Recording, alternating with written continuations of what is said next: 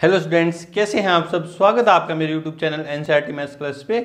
आज के इस वीडियो में अपन एनसीईआरटी क्लास 12th मैथ्स में चैप्टर नंबर 4 में एक्सरसाइज 4.6 का इंट्रो पढ़ने वाले हैं। एक्सरसाइज 4.5 जो है अपने कंप्लीट कर ली थी प्रीवियस वीडियो तक, ठीक है जी। इस वीडियो में अपन क्या पढ़ने वाले हैं, मेनली देखो क्या पढ़ने वाले हैं, सारणिकों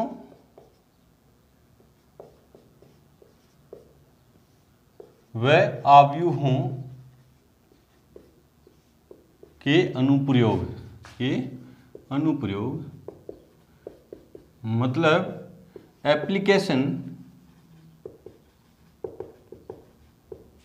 ऑफ डिटरमिनेंट्स एंड मैट्रिसेस, है ना। अपन ने जो मैट्रिक्स और डिटरमिनेंट सीखे हैं उनके यूज क्या है ना, उनको काम में कहाँ लेना है। वैसे तो डिटरमिनेंट का यूज अपन ने सीख लिया था एरिया ऑफ ट्राइंगल निकालने के। एक यूज तो डिटरमिनेंट का वहां पे था कि एरिया ऑफ ट्राइंगल अपन ने निकाला था, तो डिटरमिनेंट का यूज करके अपन ने निकाल लिया था, ठीक है। यहाँ क्या पढ़ेंगे अपन, रैखिक समीकरणों के निकाय का हल देखेंगे, है ना, हल निकालेंगे, है ना। रैखिक समीकरणों के निकाय, है ना। रैखिक समीकरण क्या होती हैं, जिनमें वेरिएबल की मैक्सिमम पावर क्या हो, 1 हो। 10th क्लास में अपन ने पढ़ा था दो चरों वाले रैखिक समीकरण। दो चर थे और युग्म था, दो जोड़े के रूप में समीकरण थी। उनको सोल्व करने की अपन ने विधियां सीखी थी ना, प्रतिस्थापन विधि, विलोपन विधि, है ना, एलिमिनेशन, सब्स्टिट्यूशन, है ना, क्रॉस मल्टीप्लिकेशन, सारे मेथड सीखे थे, वो वहां पे सीखे थे ना। यहाँ पे अपन यूजिंग डिटरमिनेंट्स एंड मैट्रिसेस अपन किसी भी समीकरण निकाय का हल देखेंगे। निकाय मतलब सिस्टम ऑफ लीनियर इक्वेशन। मान लेते हैं कोई सिस्टम ऑफ लीनियर इक्वेशन क्या है, a1x plus b1y plus c1z equals to d1 और a2x plus b2y plus c2z equals to d2 और a3x plus b3y plus c3z equals to d3, है ना। ये तीन समीकरण हैं और इसमें वेरिएबल क्या है, तीन ही वेरिएबल है। कौन कौन से, x y z, तीनों इक्वेशन के अंदर तीन वेरिएबल हैं। आपको पता है अगर आपके पास तीन वेरिएबल हैं और उनकी आपको वैल्यू निकालनी है तो कम से कम आपके पास कितनी इक्वेशन होनी चाहिए, तीन इक्वेशन होनी चाहिए ना। यूनिक सॉल्यूशन अगर आपको चाहिए, है ना, अनंत सॉल्यूशन चाहिए, कोई रिलेशन बनाना है तब तो दो इक्वेशन से भी बना सकते हैं, लेकिन आपको यूनिक सॉल्यूशन अगर चाहिए और तीन वेरिएबल है आपके पास तो कम से कम आपके पास कितनी इक्वेशन होनी चाहिए, तीन इक्वेशन होनी चाहिए। दो वेरिएबल में हो तो दो इक्वेशन से काम चल जाता है, जैसे a1x plus b1y equals to c1 और a2x plus b2y equals to c2। इसमें दो ही वेरिएबल है, x और y, है ना। तो दो इक्वेशन से अपन इनका यूनिक सॉल्यूशन निकाल सकते हैं। a1 b1 c1 और a2 b2 c2 तो यहाँ क्या है, कांस्टेंट है। यहाँ भी क्या है, a1 b1 c1 d1 और a2 b2 c2 d2, a3 b3 c3 d3, ये सारे क्या हैं, कांस्टेंट हैं, अचर हैं, और ये क्या है, वेरिएबल, है ना। तो अपन इस समीकरण निकाय को इस रूप में भी लिख सकते हैं, है ना। समीकरण निकाय दिए गए समीकरण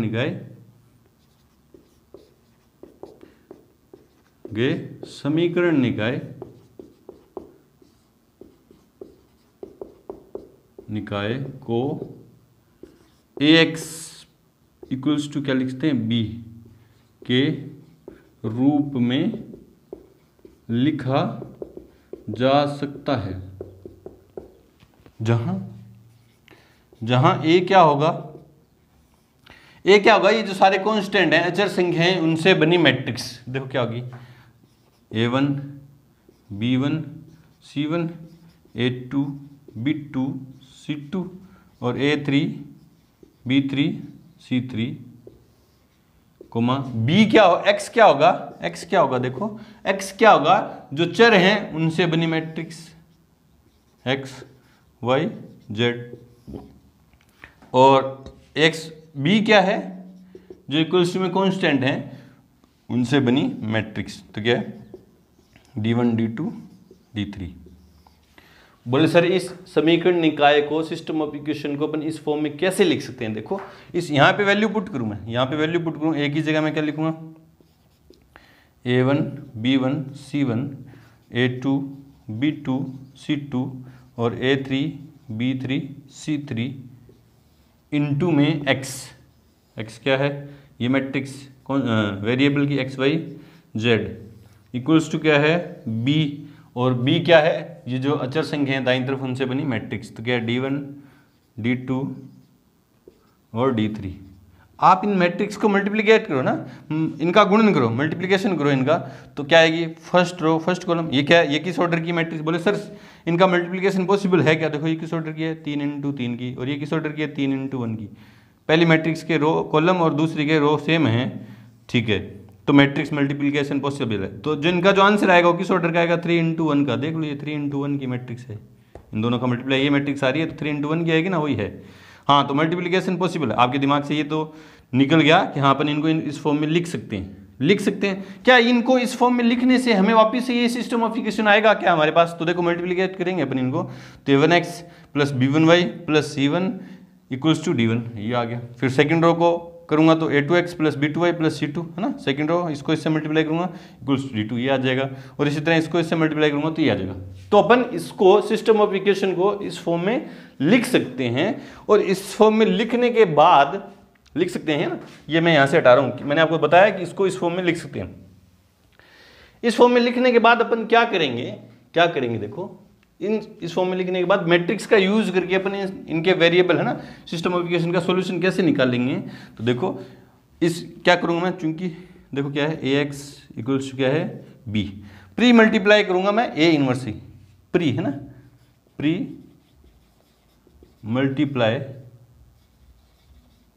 बाय A इनवर्स, है ना। A इनवर्स अगर मैं प्री मल्टीप्लाई करूंगा तो ये क्या हो जाएगा, प्री मतलब पहले, है ना, A inverse × AX = A inverse × में B।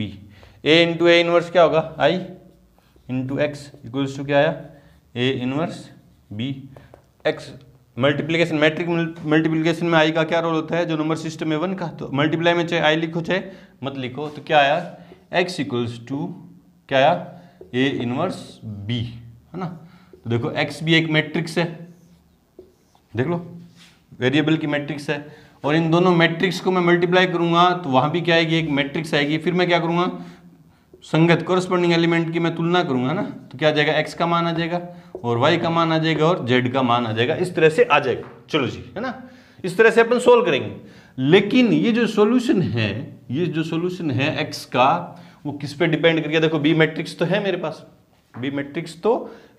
पास, फिर X का जो सॉल्यूशन है, इस मैट्रिक्स का जो सॉल्यूशन है, डिपेंड किस पे कर गया, A इनवर्स पे। आपको पता है हर मैट्रिक्स का इनवर्स एग्जिस्ट नहीं करता, है ना, कोई सिंगुलर होती है, कोई नॉन सिंगुलर होती है, तो ये डिपेंड करता है, देखो A इनवर्स। फिर अपन ने देखा कि यार ये हमारा जो सॉल्यूशन है A इनवर्स पे डिपेंड कर गया, इस पे डिपेंड करा A इनवर्स पे, और हमने देखा कि A इनवर्स का फॉर्मूला क्या होता है, तो आपको याद हो तो जस्ट अपन ने 4.5 में पढ़ा है A इनवर्स कैसे ज्ञात करते हैं अपन, A inverse = 1 determinant × adjoint of A। तो A इनवर्स सीधा सीधा किस पे डिपेंड कर गया, डिटरमिनेंट A पे, है ना। अगर डिटरमिनेंट A 0 हो गया, है ना, डिटरमिनेंट A 0 हो गया, नॉन सिंगुलर मैट्रिक्स होगी, है ना, singular matrix, sorry, determinant A अगर 0 हो गया तो सिंगुलर मैट्रिक्स है, तो ये डिपेंड कर गया, ये 0 भी हो सकता है, और डिटरमिनेंट तो किसी भी मैट्रिक्स का डिटरमिनेंट, स्क्वायर मैट्रिक्स का डिटरमिनेंट 0 भी हो सकता है और नॉन 0 भी हो सकता है, तो डिपेंड करता है। देखो तब देखो क्या होगा, देखो फर्स्ट, यदि डिटरमिनेंट A ≠ 0, डिटरमिनेंट A ≠ 0 मतलब नॉन सिंगुलर है, जो डिटरमिनेंट है कैसा है, नॉन सिंगुलर है, नॉन सिंगुलर मैट्रिक्स है ये। नॉन सिंगुलर का मतलब व्युत्क्रमणीय है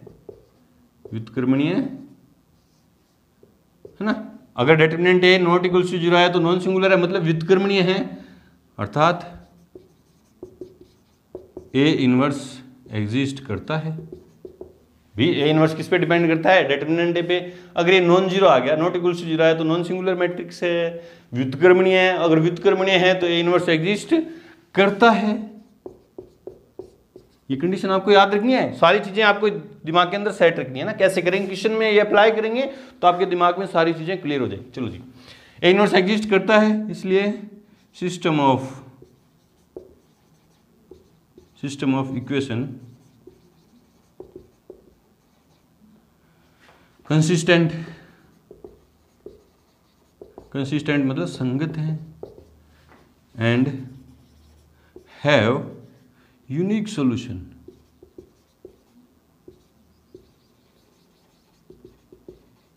यूनिक सॉल्यूशन मतलब अद्वितीय हल है, अद्वितीय हल है।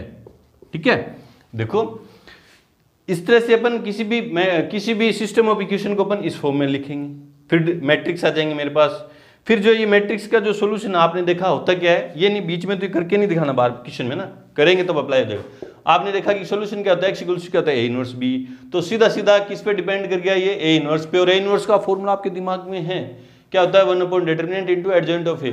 तो फिर a इनवर्स किस पे डिपेंड कर गया, डिटरमिनेंट a पे। तो वो डिटरमिनेंट a पे कंडीशन देख रहे हैं अपन ना, कि यदि a determinant a not equals to 0 हुआ, मतलब नॉन सिंगुलर है, मतलब व्युत्क्रमणीय है मैट्रिक्स, अर्थात a इनवर्स एग्जिस्ट करता है, ठीक है जी। अगर नॉट इक्वल्स टू 0 तो a इनवर्स एग्जिस्ट करता है, ठीक है। अगर a इनवर्स एग्जिस्ट करता है तो सिस्टम ऑफ इक्वेशन कैसा होगा, कंसिस्टेंट होगा, संगत होगा, है ना। और जो सिस्टम ऑफ इक्वेशन है उसका क्या होगा, यूनिक सॉल्यूशन होगा।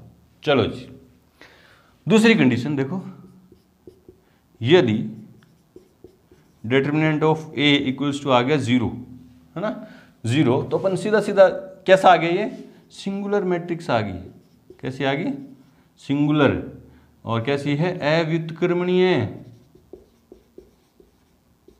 है ना, मतलब इसके इनवर्स एग्जिस्ट नहीं करता है। अगर अव्युत्क्रमणीय है तो सीधा सीधा अपन नहीं लिखेंगे, इसलिए a inverse does not exist.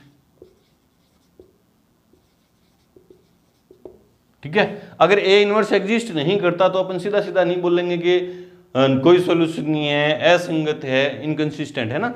अगर ये कंडीशन आ जाती है, डिटरमिनेंट a इक्वल्स टू 0 आ गया, तो आप दो चीजें चेक करोगे। क्या चेक करोगे, तो आप एक चीज चेक करोगे, देखो क्या करोगे कि adjoint of a into B check करोगे।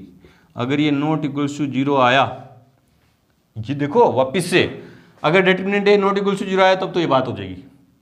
अगर डिटरमिनेंट a 0 आ गया, सिंगुलर मैट्रिक्स आ गई, मतलब अव्युत्क्रमणीय है, मतलब इनवर्स तो एग्जिस्ट कर नहीं रहा, तो आप क्या चेक करोगे, adjoint of a into B check करोगे। अगर वो नॉन, ये मैट्रिक्स है ना, ये भी मैट्रिक्स है, ये भी मैट्रिक्स है, इन दोनों का मल्टीप्लाई नॉट इक्वल टू 0, 0 होने का नहीं होने का मतलब क्या, नल मैट्रिक्स नहीं आए, नल मैट्रिक्स नहीं आए तो क्या लिखेंगे, तो सिस्टम ऑफ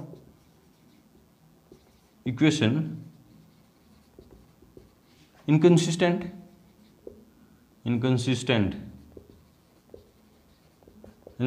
मतलब असंगत है,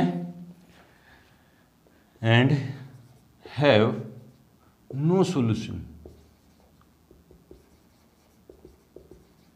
ठीक है, अगर डिटरमिनेंट a इक्वल्स टू 0 आ गया तो आपने ये चेक किया, और अगर ये नॉट इक्वल्स टू 0 आ गया तो आप सिस्टम ऑफ इक्वेशन कैसा होगा, असंगत होगा और उनका कोई सॉल्यूशन नहीं होगा।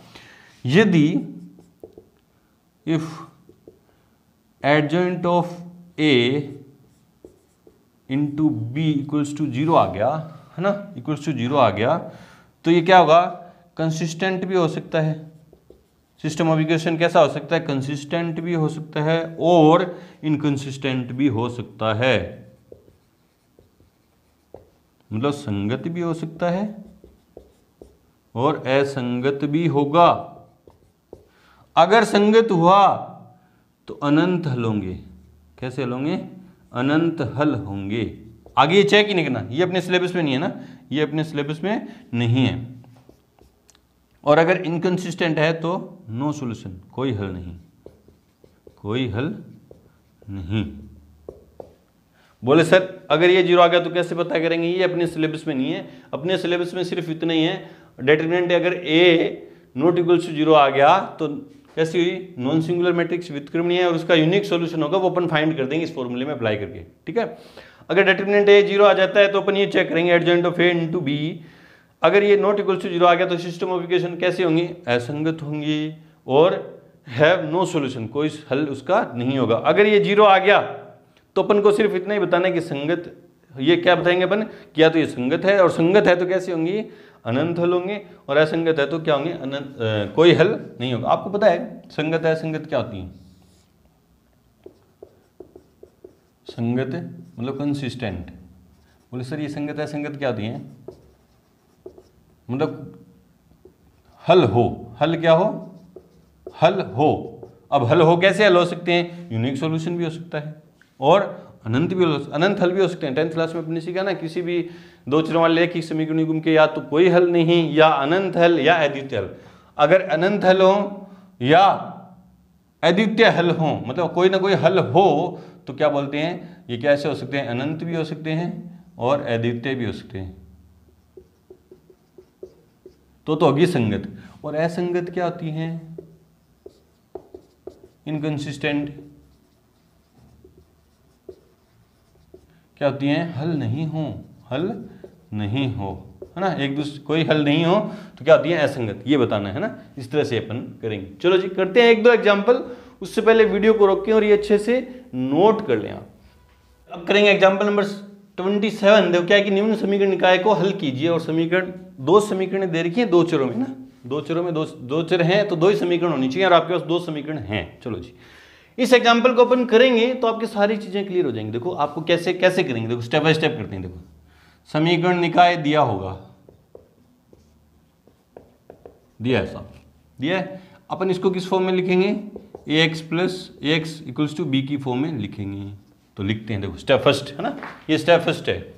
ये क्या है, स्टेप फर्स्ट। मैंने क्या, अपन क्या लिखेंगे, ax प्लस बी की फॉर्म में लिखेंगे, जहाँ भी ax और b आ जाएंगे अपने पास, है ना। तो आंसर में क्या लिखूंगा, क्योंकि जो पहले इक्वेशन दे रखी है वो लिखते हैं 2x plus 5y equals to 1 और 3x plus 2y equals to 7। Equation तो सही है ना, 2x प्लस 5y और 3x plus 2y equals to 7। चलो जी, है ना। समीकरण निकाय को यूँ लिखेंगे, समीकरण निकाय को ax इक्वल्स टू b के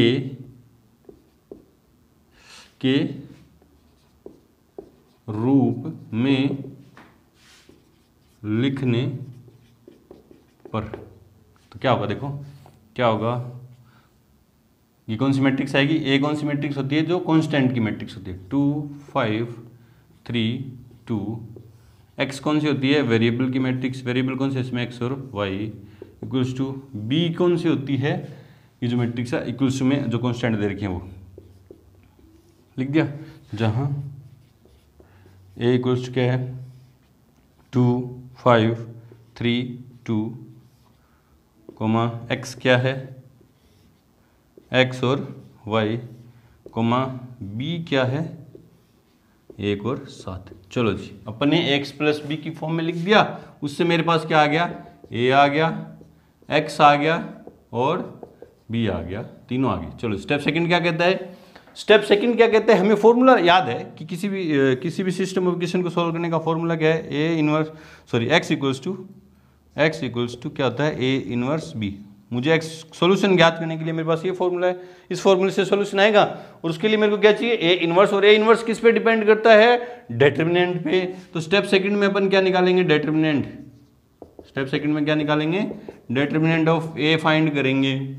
तो इसलिए determinant of A equals to इस मैट्रिक्स का डिटरमिनेंट 2 5 3 2। डिटरमिनेंट निकालना आपको आता है, 2 2 जा 4 माइनस 2 2 4 माइनस 15 5 से 15 इक्वल्स टू माइनस के 11 जो नॉट इक्वल्स टू आया 0, जो नॉट इक्वल्स टू आया 0। डिटरमिनेंट ए आने के बाद दो रास्ते बनते हैं हमारे पास, क्या बनते हैं, अगर determinant A not equals to 0 आया या डिटरमिनेंट ए इक्वल्स टू 0 आया, है ना। अब नॉट इक्वल्स टू 0 आया तो क्या होगा, संगत अद्वितीय हल,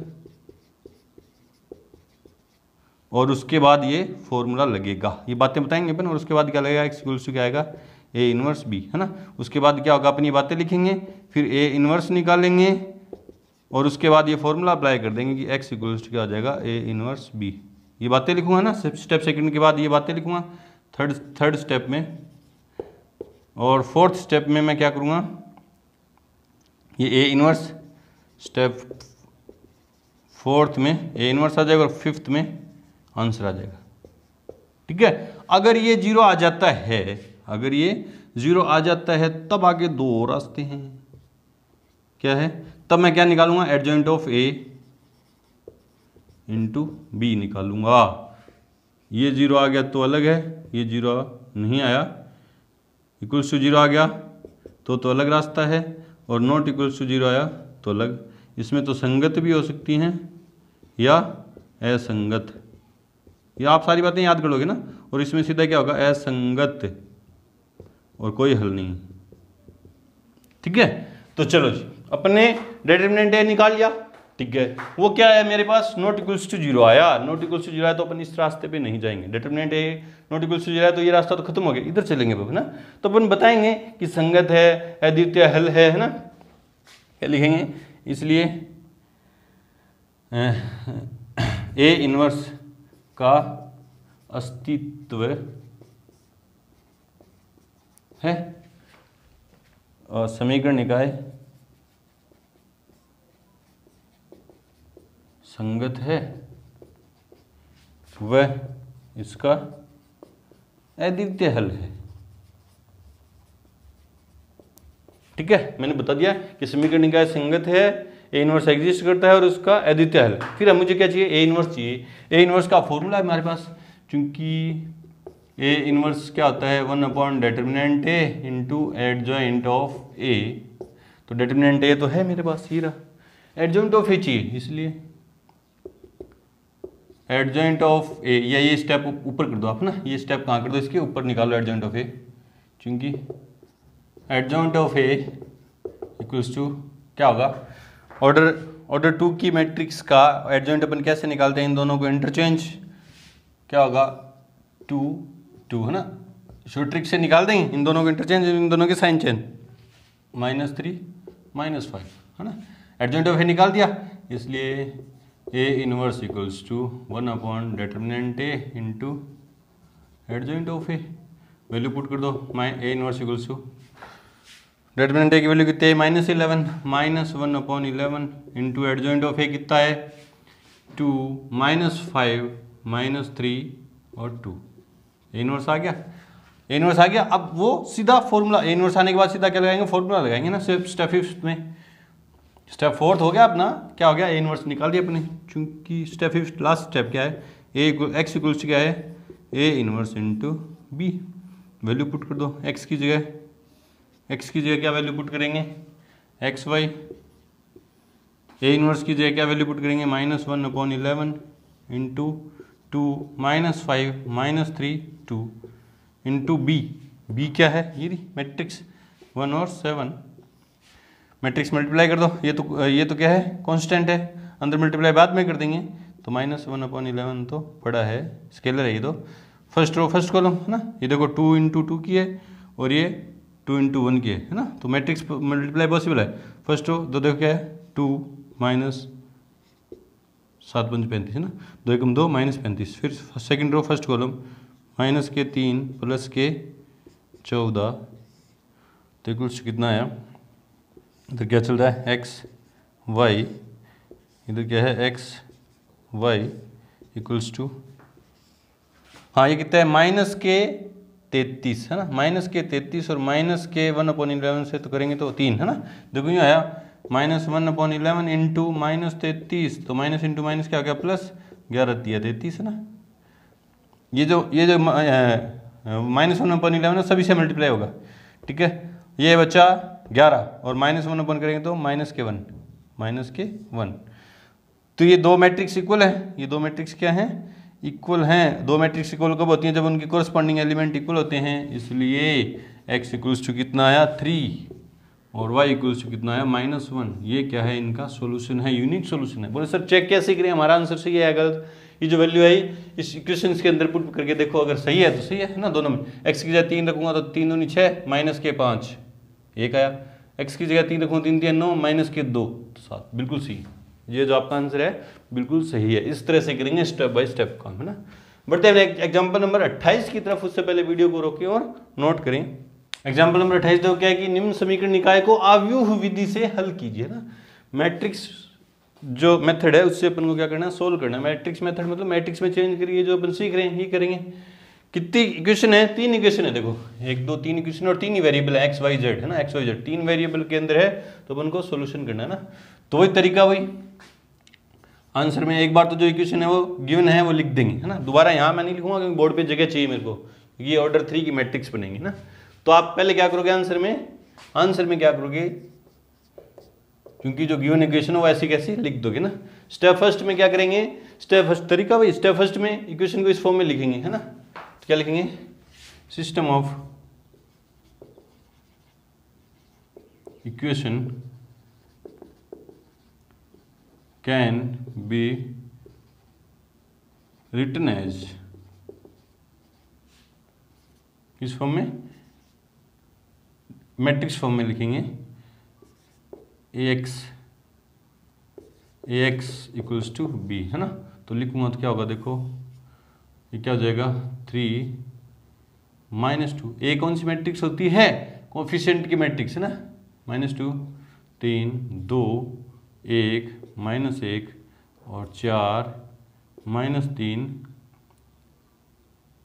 2 इंटू में x क्या है, x y और z equals to B, B क्या है, आगे जो कांस्टेंट है वो दे रखी 1 8 1 4, है ना। वेयर a इक्वल्स टू क्या है, मैट्रिक्स, कौन सी मैट्रिक्स, जो कोफिशिएंट की मैट्रिक्स है वो 3 -2 3 2 1 -1, छोटे लिख रहा हूँ ना क्योंकि जगह चाहिए बोर्ड पे, कोमा x इक्वल्स टू क्या है, वेरिएबल की मैट्रिक्स, और z इक्वल्स, z नहीं सॉरी, b इक्वल्स क्या है, कांस्टेंट की मैट्रिक्स 8 1 4, ठीक है जी। स्टेप फर्स्ट खत्म। स्टेप सेकंड में अपन क्या निकालेंगे, determinant a। Now determinant a equals to, है ना, डिटरमिनेंट a इक्वल्स टू कैसे निकालूंगा, 3 -2 3 2 1 -1 और 4 -3 2, है ना। रो फर्स्ट के लॉन्ग एक्सपेंड कर दे रहा हूँ, इसलिए determinant a equals to 3 bracket के अंदर, इसको इससे मल्टीप्लाई, इसको इससे मल्टीप्लाई, 2 माइनस, इसको इससे मल्टीप्लाई किया तो प्लस के 3, ठीक है। इसके लिए, इस एलिमेंट के लिए साइन किया तो माइनस, फिर इसकी वैल्यू कितनी है, प्लस के 2। एक्सपेंड करना आता है भैया आपको, है ना, ये चीज़ें आ रही हैं, जो पीछे की चीज़ें हैं सारी आ रही हैं, है ना। एडजॉइंट निकालना, कोफैक्टर मैट्रिक्स कैसे निकलती है, उसका ट्रांसपोज इनवर्स, सारी चीज़ें आ रही हैं, तो ये आपको इजी लगेगा। नहीं तो पीछे की चीज़ें नहीं आ रही तो आपके समझ में नहीं आएगा कि चल क्या रहा है यहाँ पे ना। अगर आपको डिटरमिनेंट ही नहीं निकालना आ रहा तो कैसे करोगे फिर इक्वेशन, है ना। तो इसलिए पीछे की सारी चीज़ें आपकी क्लियर है, मैं मान के चलता हूँ ना। चलो जी, तो इसको इससे मल्टीप्लाई किया 4 माइनस, इसको इससे मल्टीप्लाई किया तो प्लस के 4 भी, ये फर्स्ट और सेकंड कॉलम दबा दिया, इसको इससे मल्टीप्लाई किया 4, फिर माइनस आता है, फिर इसको इससे मल्टीप्लाई किया माइनस के 4 तो प्लस का 4, प्लस 3 माइनस के 6 माइनस के 4, सोल्व करो इसको। तो डिटरमिनेंट a इक्वल्स टू क्या आया, 3 माइनस का 1 आया ना, माइनस का 1 को 3 से किया तो माइनस के 3, ये कितने है, 2 4 4 8 8 दूनी 16 प्लस के, ये क्या, माइनस के 10 30 माइनस के 30, ठीक है। तो डिटरमिनेंट a की वैल्यू कितनी आई, माइनस के 33 और प्लस के 16, है ना। तो माइनस के कितने आए, 17, नॉट इक्वल्स टू 0, है ना। इसलिए a inverse exist, so system of equation, उधर जगह चाहिए ना, एक system of equation consistent, consistent है ना, नॉट इक्वल टू 0 तो संगत है, एडिथल है, consistent and have unique solution.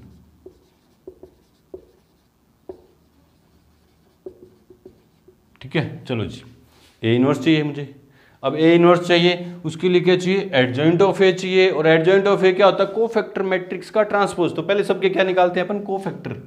इस मैट्रिक्स के सबके सबसे पहले क्या निकालते हैं, कोफैक्टर, क्योंकि A11 कोफैक्टर निकालने आते हैं ना आपको, एक्सरसाइज 4.4 में आपने सीखा है ना, देख लेना जाके।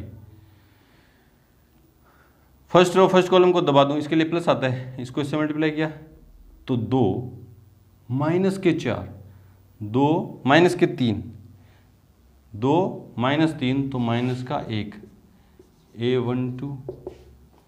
इसके लिए साइन कौन सा आता है, minus. First row second column को दबा दिया तो 4 + 4 तो 8 होगी। फिर A13 = 2, इसके लिए साइन प्लस का आता है, 6 माइनस के 4 तो -10। चलो जी, A21 साइन क्या आता है इसके लिए माइनस, इसके लिए माइनस आता है, -1 नहीं, इसके लिए साइन माइनस का आता है। फर्स्ट कॉलम और सेकंड रो को दबा दो तो इसको इससे मल्टीप्लाई किया तो -4, फिर माइनस +9 तो +5, तो आगे माइनस से कोई दिक्कत नहीं। A22 के लिए साइन क्या आता है, प्लस आता है, ठीक है। सेकंड रो सेकंड कॉलम को दबा दिया तो 3 दूनी 6, -12 तो -6, और A23 = 23 ना। Second row first column third column को दबा दूं तो -9 +8 सॉरी +8 -9 +8 तो 1, ठीक है। फिर A31 इसके लिए साइन कौन सा आता है, प्लस, 2 + -3 तो -1। फिर A32 इसके लिए साइन कौन सा आता है, माइनस, एडजॉइंट सॉरी कोफैक्टर निकालने आते हैं आपको, इसके लिए माइनस आता है, -3 -6 तो -9, -3 -6 तो -9, ठीक है। इसके लिए साइन कौन सा आता है, A33 = 3 -4, 3 माइनस ऑफ -4 तो +4 हो जाएंगे, 7 हो जाएंगे, है ना। ये कोफैक्टर मैट्रिक्स आ गई, इसलिए एडजॉइंट ऑफ A = कितना आएगा, कोफैक्टर मैट्रिक्स का ट्रांसपोज। ये जो फर्स्ट रो है ये फर्स्ट कॉलम बन जाएगी, -1 -8 -10, ये फर्स्ट रो थी, फर्स्ट कॉलम बना दी, सेकंड रो थी, ये सेकंड कॉलम बन जाएगी, और थर्ड रो थी, ये थर्ड कॉलम बन जाएगी। ये एडजॉइंट ऑफ A आ गया, इसलिए A inverse = 1/det A into adjoint of A। तो A inverse = 1/det A। Determinant A कितना आया, -17 into adjoint of A। Adjoint of A क्या है, ये रहा, -1 -5 -1 -8 -6 -9 और -10 1 7, ठीक है। A इनवर्स आ गया। Step 4 complete. स्टेप 5 में x = चूंकि x = क्या है, A इनवर्स इंटू B, तो x इधर तो एक बार x रहने दो। A इनवर्स की वैल्यू क्या आई, या x की वैल्यू पुट कर दो ना, x की जगह क्या कर दूंगा, मैट्रिक्स कौन सी है, x y z = A inverse का मान कितना है, A इनवर्स का मान ये रहा, -1/17 -1 -5 -1, ठीक है, और -8 -6 -9,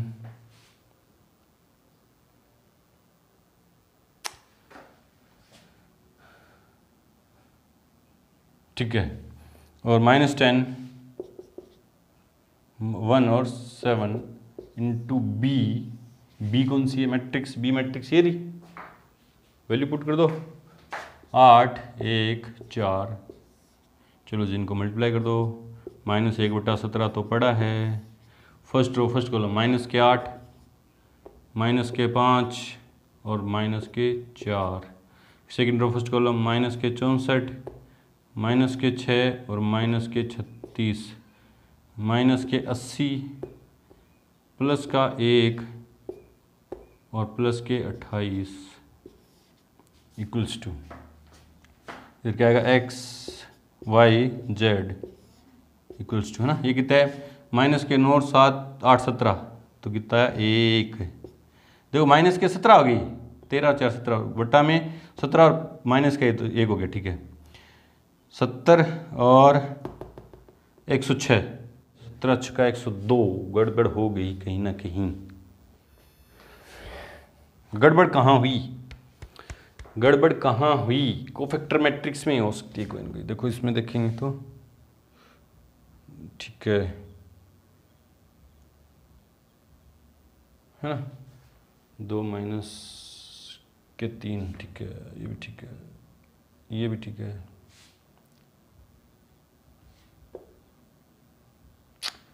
ठीक है, ठीक है,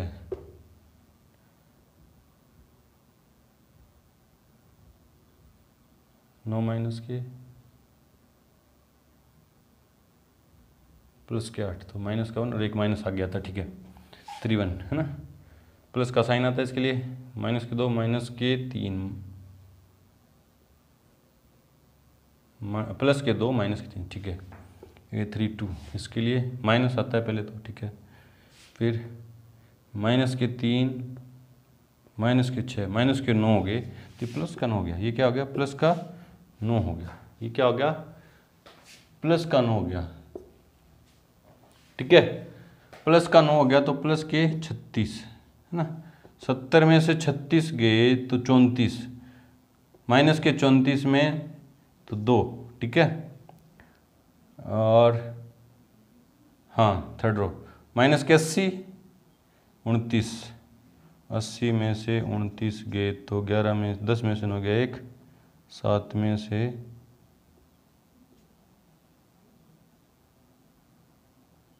7 में से 2 गए तो 5, 17 थे 51, माइनस के 51 तो 3, 1 2 3 1 2 3, तो x की वैल्यू क्या आई, x बराबर 1, y बराबर 2 और z बराबर 3, ये सोल्यूशन है। देखते हैं सही है कि नहीं। x की जगह 1 रखो, यहाँ रखो 1 2 और y की जगह 2 रखा, 2 और 2 4 माइनस 3, ठीक है, 1 रखा तो 4 एकम 4, y की जगह 2 रखा तो 6, 4 माइनस 2 6 की तो माइनस के 2 और 3 दूनी 6 प्लस, ठीक है, हाँ बिल्कुल सही है, एक x का मान 1, y का 2 और z का 3। तो ये देखो यहाँ छोटी सी गलती की वजह से थोड़ा गलत हो रहा था ना, तो ध्यान से करें। तो बढ़ते हैं एग्जाम्पल नंबर 29 की तरफ, उससे पहले वीडियो को रोकें और नोट करें। एग्जाम्पल नंबर 29 देखो क्या कह रहा है कि 3 संख्याओं का योग 6 है। ये वर्ड प्रॉब्लम दे रखी है ना आपको, जो क्वेश्चन एग्जाम्पल मिला है ये वर्ड प्रॉब्लम में मिला है। पहले हम अपन क्या करेंगे, इस प्रॉब्लम को क्या करेंगे, मैथमेटिकली रूप देंगे इसको और फिर इसको क्या करेंगे, सोल्व करेंगे। देखो क्या कह रहा है कि 3 संख्याओं का योग 6 है, यदि हम तीसरी संख्या को 3 से गुणा करके दूसरी संख्या में जोड़ दें तो हमें 11 प्राप्त होता है, ठीक है। पहली और तीसरी संख्या को जोड़ने से हमें दूसरी संख्या का दुगुना प्राप्त होता है। इसका बीजगणितीय रूप निरूपण कीजिए और आव्यूह विधि से हल ज्ञात कीजिए ना। पहले तो इनको अपन को एल्जेब्रिक एक्सप्रेशन में डिनोट करना है और फिर इसको सॉल्यूशन फाइंड करना है इसका, कौन सी विधि से, आव्यूह विधि से, मैट्रिक्स मेथड से। चलो जी, तो मैं मान लेता हूँ 3 संख्याएं, तो मैं मान लेता हूँ ना आंसर में, माना पहली संख्या बराबर x, दूसरी संख्या बराबर y और तीसरी संख्या बराबर z। इसलिए अब इनको देते हैं एल्जेब्रिक फॉर्म, है ना। चलो जी, योग 6 है, 3 संख्याओं का योग कितना है 6, तो तीनों संख्याएं हैं x plus Y plus Z equals to 6, ठीक है, पहली इक्वेशन बन गई। तीसरी संख्या को 3 से गुणा करके दूसरी संख्या में जोड़ दें। तीसरी संख्या कौन सी है, जेड है, इसको 3 से गुणा करके दूसरी संख्या में जोड़ दें। दूसरी संख्या कौन सी है भाई, 30 करके दूसरी संख्या में जोड़ दें तो 11 प्राप्त होता है, ठीक है, कितना आता है 11, ठीक है, दूसरी इक्वेशन बन गई। थर्ड देखो, पहली और तीसरी संख्या को जोड़ने से हमें, पहली और तीसरी संख्या को जोड़ दो, हमें दूसरी संख्या का दुगुना प्राप्त होता है 2 भाई, है ना। तो अपन देखो इसको इस फॉर्म में भी लिख सकते हैं ना, 2 इधर प्लस में, इधर आएगा तो माइनस में क्या जाएगा, प्लस में जेड है माइनस के 2y, इधर क्या पड़ा पहले x पड़ा था ना, इक्वल्स टू 0, और यहाँ कुछ नहीं है तो क्या लिखता हूँ 0 इंटू एक्स लिखता हूँ ना। चलो ये देखो सिस्टम ऑफ इक्वेशन बन गई। क्या लिखेंगे, चूंकि समीकरण निकाय को हम ax इक्वल्स टू b के रूप में लिख सकते हैं,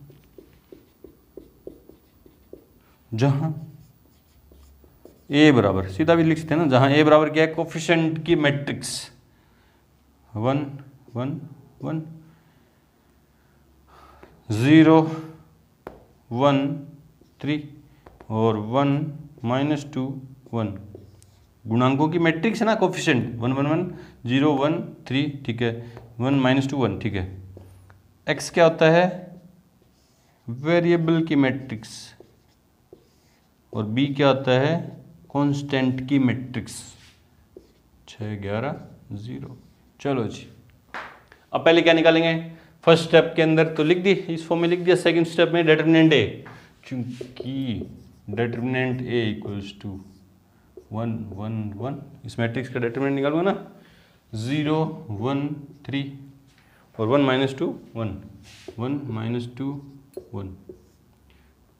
तो कॉलम फर्स्ट में 1 0 है, तो कॉलम फर्स्ट के लोग एक्सपेंड कर रहा हूँ इसको ना, तो 1 लिखने की जरूरत नहीं है, भी कॉलम फर्स्ट के लोग गया 1 + 6 लिख के दिखाने की जरूरत नहीं है अपन, अब आपको आने लग गया ना। इसके लिए 0 खत्म, इसके लिए साइन क्या था, प्लस का 1 3 -1 3 -1, तो determinant a equals to 7 + 2 equals to 9 not equals to 0। Determinant not equals to 0 आ गया, तो नहीं, इसलिए या तो एक बात है, इसलिए ए इनवर्स का अस्तित्व है, समीकरण निकाय संगत है, वह अद्वितीय हल है। ये बातें आपके दिमाग में क्लियर है ना। तो अद्वितीय हल है तो ज्ञात करेंगे, और उसके लिए मेरे को क्या चाहिए, ए इनवर्स, और ए इनवर्स के लिए क्या चाहिए, एडजॉइंट ऑफ ए, और एडजॉइंट ऑफ ए के लिए क्या चाहिए मेरे को, कोफैक्टर। तो कोफैक्टर निकालते हैं अपन अब। तो a1 1, देखो ये सही तो निकाला था ना, ध्यान से देखना भाई, 1 + 6, ठीक है, 0 3 -1, ठीक है, हाँ ठीक है, ठीक है।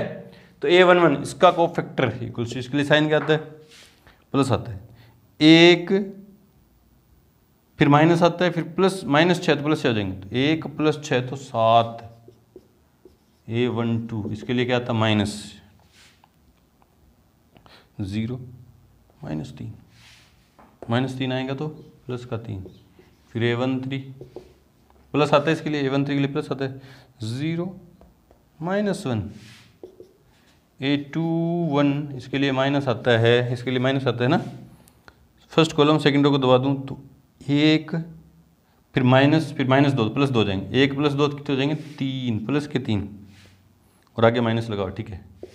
a2 3 2 2 सॉरी a2 2 साइन क्या आता है, इसके लिए प्लस, ठीक है। सेकंड रो सेकंड कॉलम को दबा दूं तो 1 -1 कितना हो गया, 0, a2 3 साइन क्या आता है, इसके लिए plus, sorry minus, sign minus का आता है इसके लिए, है ना, साइन माइनस आता है। सेकंड रो और थर्ड कॉलम को दबा दूं तो -2 -1 -3 तो प्लस के 3 हो जाएंगे। फिर a31 इक्वल्स टू है ना, इसके लिए साइन प्लस का आता है, 3 -1 तो 2, a32 साइन इसके लिए माइनस आता है, इस एलिमेंट के लिए माइनस आता है भैया, साइन बताए हुए हैं कोफैक्टर जब निकाले थे तब। हाँ, तो थर्ड रो सेकंड कॉलम को दबा दूं तो 3 -0 तो 3 ही आएंगे, और a33 इक्वल्स टू प्लस का साइन आएगा 1 0 1 ही आएगा, इसलिए adjoint of A equals to cofactor matrix का ट्रांसपोज। ये फर्स्ट रो जो है फर्स्ट कॉलम बन जाएगी, तो 7 3 -1, सेकंड रो सेकंड कॉलम बन जाएगी, -3 0 3, थर्ड रो थर्ड कॉलम बन जाएगी, तो 2 -3 और 1, ठीक है जी।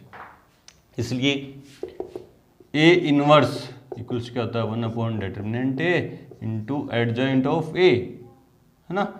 मैंने आपको बताया था इस चैप्टर के अंदर आपको थोड़ा सा अगर जोर आएगा तो एक्सरसाइज 4.2 में आएगा, क्योंकि इसमें जो प्रॉपर्टीज है अपन को सोचना पड़ता है कौन सी लगेगी कौन सी नहीं, है ना। ये तो फिक्स है सब, इस स्टेप के बाद ये करो आपके दिमाग के अंदर सेट हो जाएंगे, सारे क्वेश्चन करोगे तो आपके दिमाग के अंदर सेट हो जाएंगे, कहीं गलती होने की चांस ही नहीं है। अगर कैलकुलेशन में गलती करते हो तो वो तो कहीं भी कर दोगे, है ना। तो कैलकुलेशन की गलती मत करना, बाकी तो सारी ईजी है। A inverse equals 1 determinant A की वैल्यू कितनी आई थी, 9 इंटू एडजॉइंट ऑफ ए कितना आया था, 7 -3 2 7 -3 2 3 0 -3 3 0 -3 -1 3 1 -1 3 1। ठीक है जी, चलो जी, ए इनवर्स आ गया। अब एक्स निकाल देंगे, इसलिए एक्स इक्वल्स क्या आता है, A inverse into B. X क्या है, एक्स वाई जेड, वेरिएबल की मैट्रिक्स ये रही।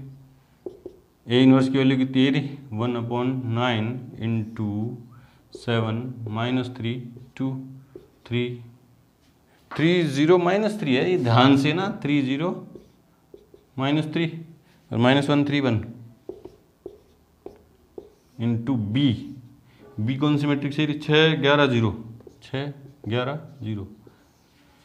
तो X Y Z equals to 1, या सीधा ही कर देता हूँ ना, या कर दो यार। 7 का 42 -33, 42 में से 33 जाएंगे, 12 में से 3 गए तो 9, 3 में से 3 गए तो 0, और ये तो 0 होगा ना, 9 3 छक्का 18, बस 18, ये भी 0 और ये भी 0, माइनस के 6 प्लस के 33, माइनस के तो 6 और प्लस के 33 तो 27 इक्वल्स टू, अंदर मल्टीप्लाई करूंगा 1/9 को तो 1 2 3, तो x इक्वल्स टू कितना आया 1, y इक्वल्स टू कितना आया 2 और z इक्वल्स टू कितना आया 3। ये पहली संख्या 1 आई, दूसरी 2 और तीसरी 3, पीछे वाला आंसर आ गया ना। चेक करते हैं, 1 + 2 3 3 3 6, ठीक है, यहाँ खत्म। y की जगह 2 रखूँ और z की जगह 3 3 और 2 11, ठीक है। x की जगह 1 रखा, y की जगह 2 रखा, 2 दूनी 4, तो माइनस के 3 आए और 3 0, बिल्कुल सी, ठीक है जी। तो इस तरह से अपन सिस्टम ऑफ इक्वेशन, समीकरण निकाय का हल अपन आव्यूह मेथड से करेंगे ना, मैट्रिक्स मेथड से अपन ज्ञात कर लेंगे। तो यहाँ पे आके हमारी एक्सरसाइज 4.6 का intro part plus example complete हुए। मिलते हैं अपनी एक्सरसाइज 4.6 के साथ, तब तक के लिए गुड लक, थैंक यू।